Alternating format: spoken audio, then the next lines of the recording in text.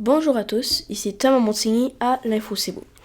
Aujourd'hui, je vais vous parler de justement, pas la guerre en Israël contre la Palestine et l'Israël, mais je veux parler plus précisément de comment ça peut toucher le Québec, comment cette guerre qui se situe carrément au Proche-Orient, donc à l'autre bout de la planète comparé à nous, comment ça peut avoir autant d'impact, tant dangereux que bien dans notre population, au Québec, dans le Canada. C'est vraiment inquiétant, mais aussi encourageant de voir le soutien des personnes. On va commencer par le côté plus négatif de la chose. Premièrement, il y a toujours eu pour commencer, j'avais déjà parlé dans d'autres épisodes de manifestations pro-Palestine, pro-Israël. Donc, François Legault et d'autres dirigeants avaient affirmé que c'était un peu inacceptable qu'on supportait des militaires qui tuaient des civils innocents. Mais là, ça s'est détérioré et empiré depuis que Adil Shakaoui, c'est un dirigeant de mosquée au Québec, a partagé massivement et publiquement lors d'une manifestation pro-palestinienne des propos haineux et violents visant à exterminer les Juifs, à les battre, à les tuer, en priant au Dieu Allah de leur religion pour tuer tous les Juifs.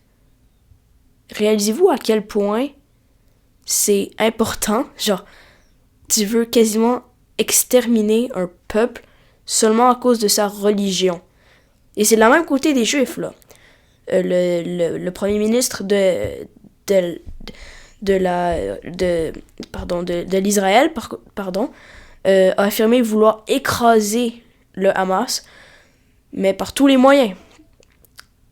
Il y a plein de pays, dont le Canada, réclament une pause humanitaire pour les blessés. Mais c'est quand qu'on va demander un réel cessez-le-feu? Un pays qui se démarquerait sur la scène internationale pour s'affirmer en disant on a besoin d'un cessez-le-feu, faut négocier. On se ramasse avec des milliers de morts. Ça a des impacts partout dans le monde. La diaspora palestinienne et juive dans le monde sont énormes. Au Canada, on a beaucoup de juifs, on a des écoles juives, on a des mosquées aussi. Il y a plein d'imams au Québec aussi, il y a beaucoup de juifs, c'est très important. Ça touche partout dans le monde.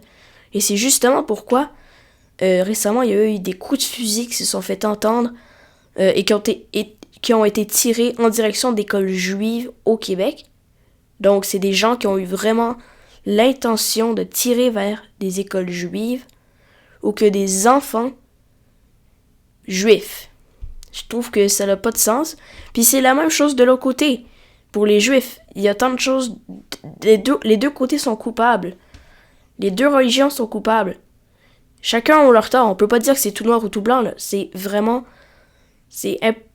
frappant de voir à quel point il y a des gens qui sont rendus à vouloir se tuer, s'entretuer, se battre, tirer des coups de fusil pour faire valoir leur religion et exterminer, je prends bien les mots de plusieurs militants, bien vouloir exterminer un peuple.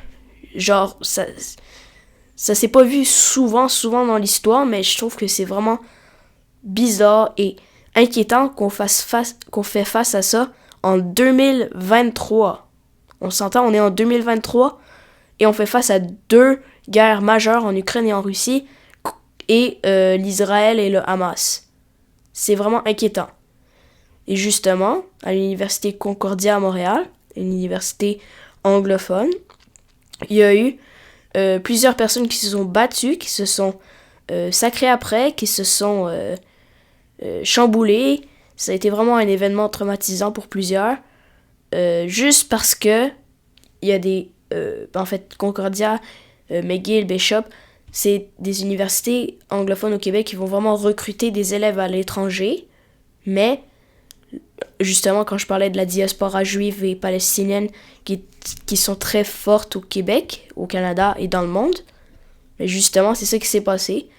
Il y a eu des batailles, on a dû intervenir. Et justement, il y a le SPVM, les services de police de Montréal. Ils sont en train d'analyser le dossier de Adil Sharkaoui. C'est l'imam de la mosquée qui a porté des propos haineux, incitant la mort et la violence. C'est pas le rôle du gouvernement de décider ce qui est bien ou mal. Le rôle du gouvernement, c'est de se positionner, de prendre des décisions. Oui, c'est pas une guerre qui t'impacte directement, mais ta population est en danger. Il y a des coups de fusil qui se sont fait tirer. Qu'est-ce qu'on peut faire après ça? Ça peut que s'empirer si on ne réclame pas de cesser le feu. Selon moi, le Canada, pour regagner, je le dis une autre fois, sa place sur la scène internationale, il devrait justement réclamer un cessez-le-feu. Il demandait une pause humanitaire sans dire le cessez-le-feu. Mais on devrait être un Canada qui s'affirme pour aider 2 pays, pas un pays là. Genre, on supporte grandement l'Israël, mais c'est important de soutenir la population. C'est la population, les innocents qui sont perdants dans cette situation-là. Oui, il y a des militaires qui vont sacrifier leur vie pour la gloire de leur pays, pour la victoire. Mais c'est pas en faisant juste dire « Oh, il faudra avoir une pause humanitaire, ok, on accepte ça, mais après on recommence puis on va tuer des milliers de civils. » Non, c'est un cessez-le-feu, signer des traités, faire des compromis. C'est comme ça dans la vie. Il faut pas utiliser les armes ou justement... c'est ça, là, on voit ça partout dans le monde. Aux États-Unis, c'est survenu. En Europe, c'est fort probable que ça s'est passé la même chose. Donc là, François Legault, Justin Trudeau, demandent le calme au Québec. Parce que là, justement, il faut se calmer. Parce qu'on peut pas vivre avec des manifestations incitant la violence, des bousculades, puis en même temps, des fusillades. Pour un conflit qui se situe à l'autre bout de la planète. Donc ici Thomas Montigny à l'Info C'est Beau. Merci d'avoir écouté cet épisode, ma foi, quand même assez bourré d'opinions.